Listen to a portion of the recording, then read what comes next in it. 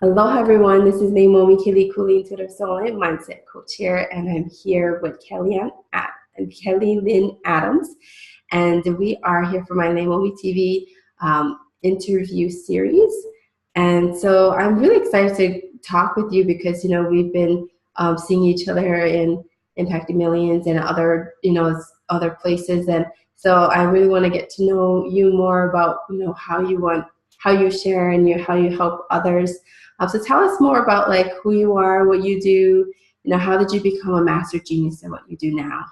Yeah, no, and thank you thank you so much for having me on. I see you everywhere, girl. You're all over social media, so I'm glad we're like finally connecting. But yeah, so a little bit about me, Kelly Lynn Adams, and I started a movement called the After 5 Club. So really what I do is help 9-to-5ers or side hustlers or women that are still in, corporate America, really do 3 things. So I help them with managing their mindset, maximizing their time, and then monetizing in their business. So those are the 3 pillars that I've been seeing a lot of women that have the side hustle and the day job or corporate job really struggle with. And it's part of my story. So, that's why I love to help, this type of woman because, it's like nowadays, like a side hustle is like the common thing. Like when I started like first coaching and speaking, everyone was like either full-time entrepreneurs or like in corporate America. Like there was no kind of middle ground. So now it's really nice to hear that people,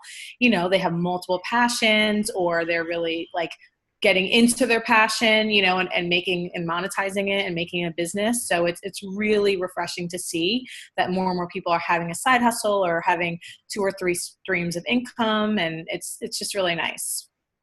That's awesome that you help people at that level because there's a lot of people that need help, right? During that time when they're either transitioning or they're, making changes in their lifestyle and there's like lots of things that need to be changed or their mindset, stepping into themselves, as a leader or visibility and making money off of this side hustle and all of that.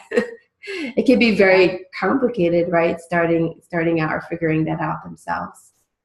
Yeah, absolutely. I mean, there's so much noise out there and there's so much information that you can consume. It's like, where do I even start? And I mean, for me, I like to start with the mindset, and I'm sure you would agree, like it's the most important place to really start, but then also kind of like, how do you do it? Like, everyone has the same 24 hours, 7 days a week, so it's like, it's hard when you have a lot going on, especially nowadays with like social media and like everything is moving faster and people can kind of get you anywhere. There's like no place to hide anymore, like you're at everyone's kind of beck and call. But, so how do you do that? Like with all of these things coming at you, it could really overwhelm a lot of people. I know for myself, I burnt out at a certain point. I was working, a full-time, really, demanding job in New York City. I was in the fashion industry and I was, it was a really busy time at work. This was a couple years ago and I was literally working like 80 hours a week at my day job. And then I was coming home on like the nights and the weekends and like growing my business. And I literally like, it only took a couple of weeks and I literally burnt out. Like I wound up in the hospital with like total exhaustion. And it took me like 2 or 3 months to really like get back, into full recovery. But I was like sleeping for like a good month or 2. But so it's easy to get overwhelmed. It's easy to burn out. And especially when you don't even need to be in a full-time job. I mean, you could be a mom, you could be, taking care of like an elderly parent. So there's a lot of variables that people, they don't take care, the whole self-care conversation that everyone talks about, but it's a real thing, but it's kind of like different things that you can do, for example, like people always say, oh, don't sleep with your cell phones. Like I used to sleep with my cell phone in my bed and like wake up in the middle of the night and go on Instagram. It like sounds crazy, but it's like, we're just programmed to always be on social media. And then same thing, like first thing in the morning, I would check my phone and it's just not healthy. It's like you need, time to wake up and you need to really give yourself that time and space, like whether it be 5 minutes or 10 minutes and not automatically just reach for your phone. So yeah, I think it's like little tips like that can like totally shift people's worlds. Yeah, and I think a lot of it has to do with the mindset, right? Like thinking that I have to work 24/7 all the time, like be available for everybody. It's really about like making that clear boundaries and defining it for yourself that can be just super simple, but we ourselves think that we're not enough, right? Or we need to do more. We need to give up and sacrifice our time and energy. And I think during that time of like getting out of your 9 to 5 and stuff, you've been so programmed, right, to be like, I gotta be up and about all the time for everybody, and it's like just normal, but it's so like not good for us, right? Yeah, it's like, it's so bad. And you know what, like, I am definitely oh my gosh, the model of like a type A personality, a go getter. Like I've always been in achievement mode. And for me, like what I've learned recently is, ever since I was a little girl, like I remember, like I told the story when I was recently speaking to a bunch of entrepreneurs. I remember in 8th grade, like coming off the school bus at the end of a school day, like running off the school bus, running home, going upstairs and like doing my homework. Like there was no time for play. I didn't play with my girlfriends. I didn't play with friends, after school. I literally was like so dedicated and sat and did my work, because to me, like, I struggled a lot with like standardized tests, but like for me, the harder I worked, the more I achieved, and the more I achieved, the more successful I was in school. And I basically, that whole thought process, like, got me to where I am today, like really successful. Had a really high, like demanding job in the fashion industry. I report to the CEO of like a luxury $1 billion brand, and it served me. Right. But, but my worthiness and my good enoughness and my enoughness was tied to how much I could work, like the more I work, the harder I work, the more I could do. And listen, us women nowadays, we can multitask like with the best of them, right? But that was all linked to my worthiness and my enoughness. So what I've recently have been, working with my coach on for probably the past like year now, close to a year, is the whole motto of like slowing down to speed up. And I know it sounds counterintuitive, but it's kind of like, and really like sometimes I have a hard time with it, is like incorporating more play like into my life and really like slowing down, because you're allowing like the grace and the ease of what needs to come, because when your mind's racing and when you're racing and doing 1,000 things at once, you create no space. There's no space to receive an idea. There's no grace, like for example, I had a conversation with a woman who was thinking about hiring me for one-on-one coaching. And this was like, I don't know, 4 or 5 months ago. And I just kind of like, I kind of forgot about her. And like out of the blue, she emails me the other day and she's like, I'm ready to work with you. I'm like, what? Like, so it's like allowing that, that grace and that ease and just kind of allowing it to be. And I'm not saying like not take aligned action, but it's just like, kind of like slowing down to speed up, because it's kind of like, waves and rivers and oceans, right? I mean, there's times when there's like uphill, you're going to be working really hard, but then, you kind of have to come down from it, because you can't always be at this high, because it's, it's adrenal system. Like it's not good for your body, your mind, body, mind, soul. It's all connected, So. Right. So when you were growing up as a child, like obviously you had lots of stories of like working really hard and everything, but like how does what you used to do as a child, like, play into what you do now? Like why is that also very important to you now? Oh, like what, When like, you were younger, like what kind of things that you used to do growing up that like was really exciting or was misaligning or anything like that, that makes you want to do what you do now? Yeah, well, what's so funny? It's I was really shy as a little girl, and like I actually had a speech impediment when I was like 4 years old. So to me now, like it's crazy, because I mean I speak in front of like hundreds and thousands of people, and I'm not really shy. I would claim myself as an extrovert. I mean, there's times when I'm an extrovert, but then times when I go introverted when I need that time to kind of refresh. But yeah, so I think like I've really grown, and I've always invested in self-development, and even in my teens, like I would always be interested in like pushing myself and learning and growing. And I think you know, just from when I was a little girl to now, it's like I'm a totally different person.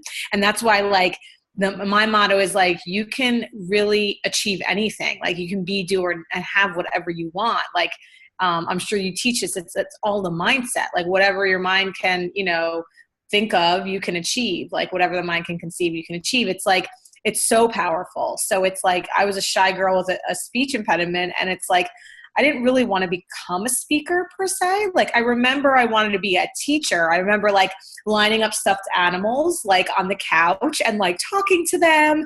But I don't know why I didn't become a teacher. Like, I didn't want to become like a quote unquote teacher, but it was always something inside of me. Like, A, I knew I wanted to work for myself, and B, I always knew like I wanted to teach in some sort of fashion, you know? So, and it wasn't a teacher, but so it's funny that now I'm doing what, you know, what that is. And I'm like helping people and transforming people's lives. And, but I was just so shy. I was so shy. And now I'm like, well, you know, but it's practice too. I mean, it's, you know, my first business was in network marketing. Like, I sold skincare, and I remember I'd have to do these home parties, and I was so nervous, like getting in front of like 4 people. Like, my neck would get red, my face would get red, I would stutter, and I was just like selling skincare. So I remember that, but like every party got easier and easier, like the more I did it. So it's also, you know, your commitment, the consistency, and just like doing it over and over, the repetition of it. So, you know, if you have something, I would say, like, if you have something on your heart and your head, it's placed there for a reason. Like, I always knew, like, I'm going to empower women. I don't know how, but it just slowly came to me, you know. And sitting in corporate, like, I remember this story, like, this is when I knew, I was like, yeah, I can't do this. I was, I don't remember, maybe I was in like early 20s, and I was reporting, my boss at the time, she was like the right-hand woman to the CEO, and she was really successful. And I was in the fashion industry, and I was like highly looked, you know, highly like looked above her, and really admired her. And she had a baby. And, you know, she only took like 2 or 3 months off for maternity leave, and she was like right back in at work. And I asked her, like, who's taking care of like the newborn? And she's like, oh, she's like, you know, I have a night nanny and a day nanny. And I'm like, oh my gosh, why even have a kid? Like, that's what I thought to myself. I'm like, why even have a kid? And I'm like, I so don't want to do that. And she was working the same hours I was. Like, she would get in at 7:30 in the morning, and she wouldn't leave it till like 10 o'clock at night. So she never saw her newborn. And I was like, yeah, like, that was the moment I remember that I'm like, yeah, I love the fashion industry, but like, I don't want to be doing this for the next like 5, 10, 20 years of my life. Like, there's no way you know, and some people, listen, it's for some people. But I knew I had like a bigger purpose and a bigger calling. Like, I knew that wasn't the end all be all, like, cause that's where I was going. I was going to climb the corporate ladder pretty much to be in her position one day. And I just didn't want that. So that was like the turning point for me. I love that, because it's those kind of stories that really define why you do what you do, right? Like, that comes down to why, you know, managing your time and your mindset, and like, they all really tie together, right? Because obviously she probably thought that for the rest of her life she has to work really hard in order to be really successful, and, you know, she has to sacrifice like being able to see her baby, because we've been taught that way. It's like normal. Right? But like, to you, you defined it as like, oh my God, I don't want to live my life like that, right? It's like, it became a catalyst to why you do what you do. And I think like we forget about those small little things, like of those things that we value, right?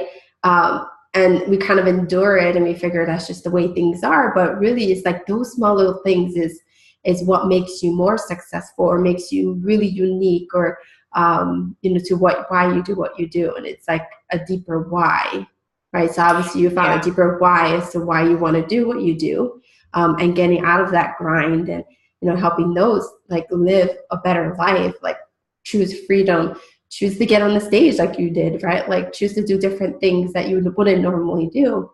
And we don't actually get to do that when we're in a 9-to-5 all the time, right? Or we're under somebody's like wing or anything like that. We do want to create our own thing. And it's good that you are showing people that you can do that, right? You can be that role model, but also, you have to define that for yourself. Yeah. And I think what's a great question, and even like a follow-up question is like, why do you do what you do? Is like what I've been working with my coach this year is, she asked me a really powerful, loaded question. And I was like, whoa. And the question is, is what do you define as success? Like, what does success mean to you? And that's huge. I mean, it comes from, Robert Holden, like he talks about success and just, like what is success? Like and success to every person means something different. And when I first answered my coach, when she asked me that, I was like, well, success looks like, $1 million business. Success looks like a best-selling author. 'Cause, I'm writing my first book. Success looks to me like, I'm married with kids. I have 3 houses, like, like all these like external things, like all the money, the achievement, the things that I is going to achieve to make me feel good enough. And, while that can be, part of your definition of success, I would even challenge it. Like she challenged me. It's like, well, a lot of people have what they say, like, call it a bucket list, right? Like the things that like one day you want to do, to make you happy. And life is short. And I just experienced this, my cousin who's relatively young, like she's, a couple years younger than me. She has 4 kids, and like she recently, like out of the blue, like she's so healthy, like not a smoker, not overweight, whatever. She had a mini stroke. And that really hit home to me because I'm like, holy heck, like if it can happen to her, like out of the blue like that, like life is so short. And it's like, we always kind of wait like to be happy, wait to have fun and wait to like feel like we've arrived. But the thing is like, we're never going to, like, there's never a destination, right? Especially if you're an entrepreneur, you're always going to want more. Like, even if you get to the 6-figure mark, you're going to go to the 7-figure mark, and when you're at the 7-figure mark, you're going to be $1 million. So like, there's always like something that we're always going to be striving for. So I think for entrepreneurs, especially, it's like, redefining like what is success, like, because I know me, like I know one goal for me was like, if I could just get on TV, like that is like the goal. And I did that, like, and I worked, I'm like, if I could just get on TV, and I was on like 3 news stations, and I was even on like a national TV show, like as an expert. And like, when I achieved the goal, it was like, okay, now what? Like, it was great for a second, for like maybe 2 or 3 months, but then it's like, oh, I want something else. So it's like, it's kind of a rat race. Like, think of corporate America. It's like you're running this rat race, but which is great because you're always going to want more because you're always evolving. But it's like, well, when are you really, really going to be happy, really going to feel like you're successful? And I would say, like, start to feel successful now, right? Start to feel happy now. It's not like the when I haves, when I have X, Y, or Z, when I have the man, when I have the money, when I have, the children, it's none of that, so that's like the biggest lesson that I've learned. And I continue to learn because I still do it. It's like, oh my gosh, when I like write my first book, like that's going to be it, but it's not, so that's like a really deep question, is like, what does success mean to you? What does it look like to you? And I would just keep asking, like, what else, like after all the monetary things and the achievements, like what else, does it look like to you? Yeah. Oh, hold on. I can't hear you. Wait a second. Okay.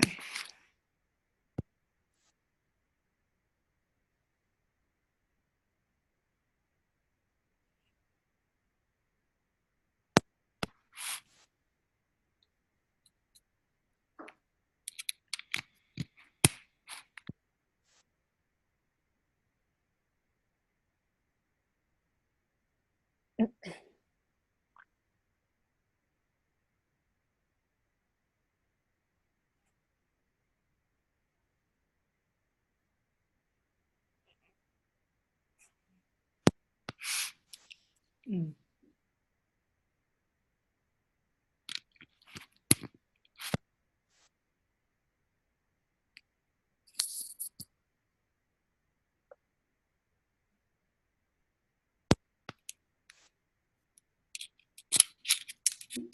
I can't hear you I can't hear you. Let's see here. Let's see.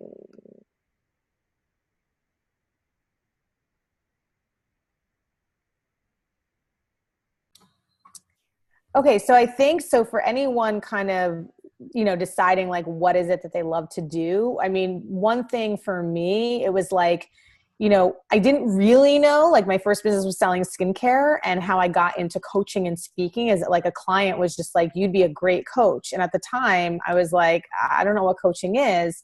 So I went back to school and I'm like, oh my gosh, like this is what it is. And, I literally coached 50 people for free. And what I learned in that is like time would just stop. Like I could do it like forever. Like it just, the clock stopped. And that's when I knew I was in my like zone of genius, when, it's when you really have passion, when the time stops, when you would do it for free. I know a lot of people, like if you would do it for free, that is what it is. And it can shift, it can totally shift. You can be passionate about something for 2 years and then it morph into something else. So that's totally fine too. I mean, I have a lot of clients that are like multi-passionate entrepreneurs. But what I kind of recommend them doing is kind of honing in on 1 or 2 things and then picking up the other passions like along the way. But yeah, to find your zone of genius, I mean, sometimes it doesn't come quickly. I know when I was trying to find my niche, like who I wanted to work with, I mean, that took like 6 years. Like I was always being like, who is it? Who am I serving? And I would coach women, I would coach men. And then I was like, men, not really. Then it was just women. And then I was just coaching women on life stuff and time management and relationships. And then I like honed in like after years, and I get so frustrated because I'm like, I know this is what I'm doing, but who am I serving? So I just kept on serving. I just kept on doing what I loved. And eventually like it'll hone itself out.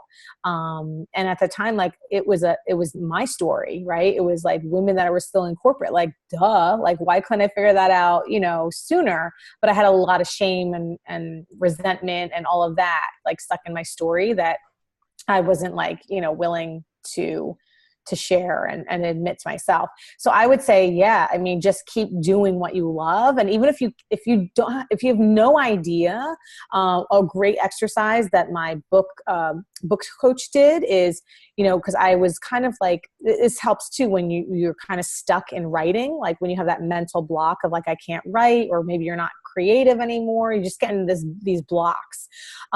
She basically told me, because at the time, like I only had weekends free, and she's like, for the next 4 weekends, I want you to try different things. Like I want you to like think about what you loved when you were a kid. Like, did you dance? Did you do pottery? Did you paint? Like, what do you want to do now? Like, what do you want to try? And just try something new and different. So like every weekend for the next 4 weekends, I actually did it longer. I just took weekends and I took like a strip pole class, I did pottery. I just did like things that I wanted to do, thought I never could do. And that really opened me up, because it's like, I don't really like that so much, or I like that aspect of that. So that's kind of an exercise you can kind of do, and it's fun. You could do it with your friends, you could do it with yourself.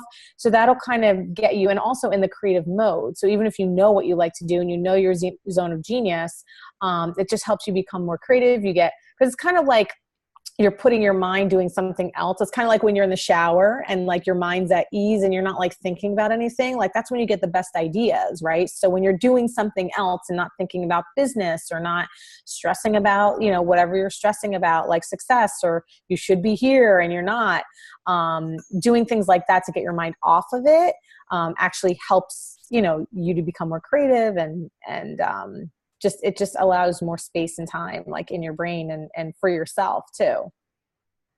Yeah, I think it's just taking that time to slow down that you're talking about, Yeah. right? To like take a step back and see like, hey, I like this, I don't like that, just like by process of either elimination, right? Or like you said, coaching people through that process and getting through that experience over and over again until like it finally clicks, right? Yeah. Like, oh, that's what I like doing. Yeah. I think that's how your genius kind of goes too. You don't actually know until you're doing it, right? You're like, that makes sense. Oh, I love this. Like how you said, after coaching, 50 people for free, you just kind of like, wow, I do love this. Mm-hmm. But it took Yeah. a while to like kind of get in the groove and be like, I can create money off of this. I can create the right mindset. I can make the more time for this, and like making all of that transitions that are necessary to really make a thriving business. Yeah.